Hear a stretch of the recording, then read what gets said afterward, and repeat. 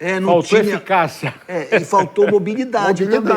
Mas é aí Faltou que eu falo. mobilidade. Essa questão dos lados era fundamental. Por exemplo, eu há muito tempo eu defendo que o Pedro Rocha tem que ser centroavante. Para mim, ele tinha que ser o centroavante. Porque os gols que ele faz são muito mais pelo centro do ataque. É porque ele faz o facão, né? Mas acontece que ontem, por exemplo, o Sávio. Em muitos momentos eu acho que o Sávio não tinha com quem dialogar.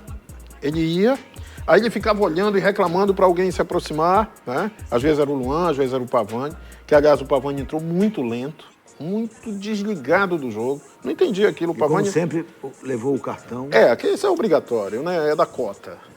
Mas eu acho que ficou patente que o Remo precisa de um meia criativo.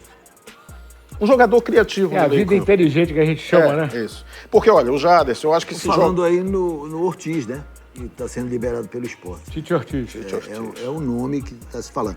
Vamos ouvir o técnico Antônio Oliveira fazendo a sua leitura do jogo. A equipa, na minha opinião, fez um jogo extremamente equilibrado.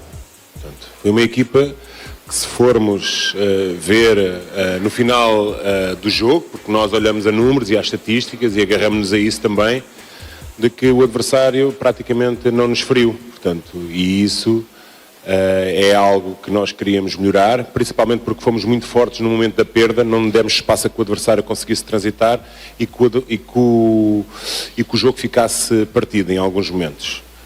Acho que na primeira parte realmente foi, enquanto o adversário também quis disputar o jogo com a gente, tivemos mais oportunidade, mais chances criadas para podermos finalizar. Podíamos ter resolvido o jogo claramente na primeira parte. Na segunda, a toada foi a mesma, portanto, o Remo sempre em organização, impediu sempre as transições do adversário. É evidente que finalizámos menos na segunda parte do que na primeira e tivemos mais posse na segunda do que na primeira.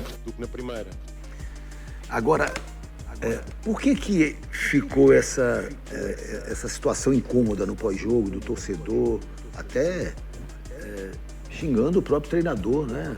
Teve esse ponto também. É desnecessário, né? O que eu penso é o seguinte: o torcedor do Remo está sonhando com o G4. E o Remo teve uma chance ontem de voltar ao G4. Porque se vence o jogo por 0-0, estaria no G4. Mas sabe o que é curioso, Guerreiro? A campanha que o Remo faz, no meu modo de ver, é boa. Está acima do esperado. Meu amigo, olhe para a tabela e vejam... Não, e o Remo não se afastou até agora, né? Ele teve um momento de baixa. Não, ele ficou em nono lugar. Mas nono lugar colado. Mas não tinha jogada. E quando ele jogou, ele voltou. Mesmo no oitavo, o Remo ficou também no oitavo lugar. Ele estava, acho que é um ponto do quarto colocado. Sabe o que eu atribuo isso? É que se criou, acho que no próprio clube, o Papelinho, depois no jogo do acesso, o Papelinho deu aquela entrevista, né? Eu só fico se o projeto for subir para a Série A. Eu acho que isso, cara, contaminou todo mundo. Eu ainda acho, muita gente não vai gostar do que eu vou dizer, eu ainda acho que a campanha do Remo deve ser focada em primeiro lugar, garantir permanência. Aí depois disso, o Remo está com 24 pontos.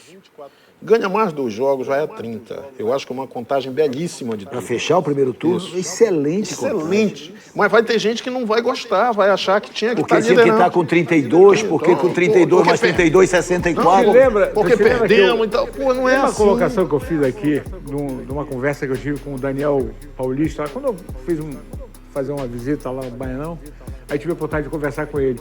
E no cálculo dele, acho que o Remo ainda tinha 11 ou 12 pontos, não me lembro, que o importante era virar o primeiro turno com 20 pontos.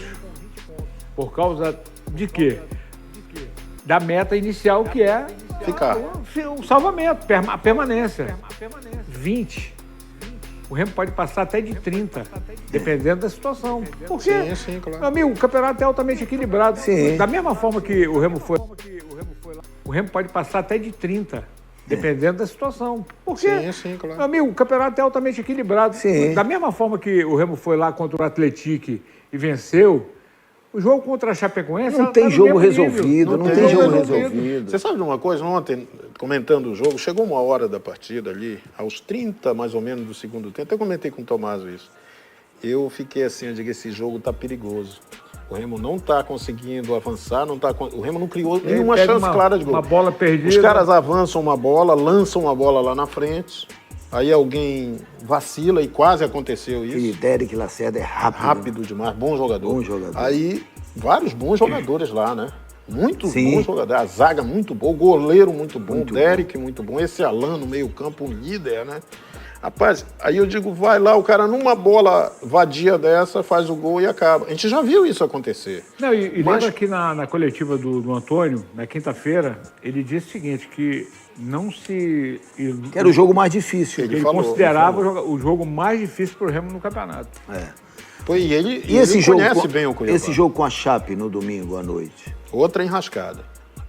Na verdade, a Chape é aquilo que o Tomás disse, todo jogo é uma enrascada. Todos. Não tem jogo fácil, né? Não tem jogo desenrascado, né? O que eu penso, é o tipo do jogo, a gente vai falar depois do jogo do Paysandu, mas que um empate lá seria muito bom, tranquilo, um ponto ganho lá fora.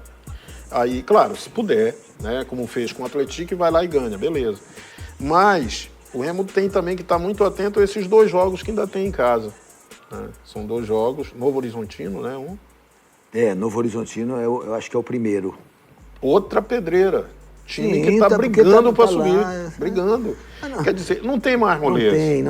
Não tem pudim. Ontem, na entrevista do Pazinato para o Saulo Zaire, ele disse, não tem, você vai jogar contra o último colocado e você vai se enroscar. Ele disse isso, porque Ele disse, isso mesmo, é a Série B. A gente estava vindo de 3 derrotas, era fundamental não perder o jogo aqui. Nós sofremos, nós ralamos, tu viu? E ele admitiu, né? Além de enaltecer a torcida, né? Aliás, todos os jogadores do Cuiabá reconheceram que o Remo jogou mais. Foi superior, todos. Campeonato Paraense, Série... Começando aqui pelo José Teixeira do Barco. O Remo precisa ganhar o próximo jogo contra a Chapecoense, para não se distanciar dos 4 primeiros. Na verdade, o Guerreiro, tudo vai em função do jogo da rodada. Pode até nem mudar nada, fica tudo como está. Né? Por exemplo, nessa rodada, a rodada foi favorável ao Remo, porque mesmo tropeçando, se manteve lá perto. O Rafael Adriano de Benevides. Ontem, desde as 15 horas, estava na fila do lado B e só passei da catraca às 16h44. Ou seja, perdi o primeiro tempo inteiro do jogo. Como fica esse descaso com a torcida, hein? Em vez de melhorar, piorou, ele diz, olha. Cara, é o que nós falamos, né, aqui. Ou muda, ou então sucumbe. Porque parece que é uma questão, assim, muito de gestão, né, do processo. João Santos, do 40 Horas. O Remo tem bons jogadores, só falta o técnico saber mexer. Olha, é por causa da entrada do Viseu e não da entrada do Davó, né? Ednei Borges, do Telégrafo. Por que o Matheus Davó não entra mais nesse time? O que está acontecendo? Felipe Viseu está numa fase ruim. Está pior que o Ítalo e o Ribamar. Não, que o Ítalo eu acho que sim. Ribamar também já é para avacalhar, né? Não, aqui para nós, olha, eu ouvi alguém me dizer o seguinte, que o Ribamar pelo menos entregava. Ele lutava. Ele buscava. E o Viseu, parece que assim, é o estilo dele também. Cada jogador tem um... Ele é mais técnico, é um jogador que tem qualidade precisava de um esquema ajustado, né? De um time que estivesse ajustado. Assim, na hora que a bola entrar, a hora que começa a entrar, aí é diferente, muda também tudo. E o próprio Antônio disse, né, que ele prefere apostar e acreditar que todos os jogadores são importantes, né? O Diogo Andrade da Marambaia, Guerreirão, o Marrone só aguenta um tempo, é isso mesmo? Não, porque ele estava sem jogar um tempo também. Né? E ele sentiu. Mas olha, mostrou qualidade, né? E ele acha que o Viseu não deve mais ficar no Remo. Será que o Remo vai liberar o Viseu nessa janela? Mas tem possibilidade? Só se aparecer alguém, né? Ele tem contrato de 2 anos, né? Aqui o Avelar Pinheiro. Infelizmente o Remo não conseguiu marcar contra o Cuiabá. Tenho 2 observações a fazer. Dá uma angústia ver o Pedro Castro jogando. O time para quando ele pega na bola. Mas deve ser o Pedro Castro 0-0, porque ele salvou em cima da linha. É aquela bola... Cabeçada do Safira, né? Acho que foi do Safira. A segunda Aliás, observação. foi o único lance de perigo do time do Cuiabá. Aí teve um chute do Derek cruzado que o Marcelo Rangel defendeu, acho que com a perna, não foi? É, uma batida cruzada. Tendo o Davó no banco, não tinha necessidade de colocar nem Viseu, nem Adailton. Pedro Rocha e Marrone precisam de um terceiro jogador com recursos. Ele fala aqui do Pedro Rocha e do Marrone e ninguém cita o Janderson. Caiu o Janderson. Muito. Mas ele ele foi útil no primeiro tempo. Ele procura jogo. Procura, ele insiste, ele avança. O André Genu diz que o Remo jogou uma bolinha e o Adailton proporcionou um lance bizarro de vídeo cacetada. Foi aquele lance que ele passou da bola. Ele deu uma escorregada ali, né, Tomás? Não, ele tropeçou no chão, no gramado. No piso, né? Marta Soares, do Parque Guajará. Gente do céu, inacreditável a escalação do Viseu e do Adailton. Sem opção, não gosto de citar nomes, mas não é o momento deles, por enquanto. Davó é o novo esquecido. Rapaz, que coisa.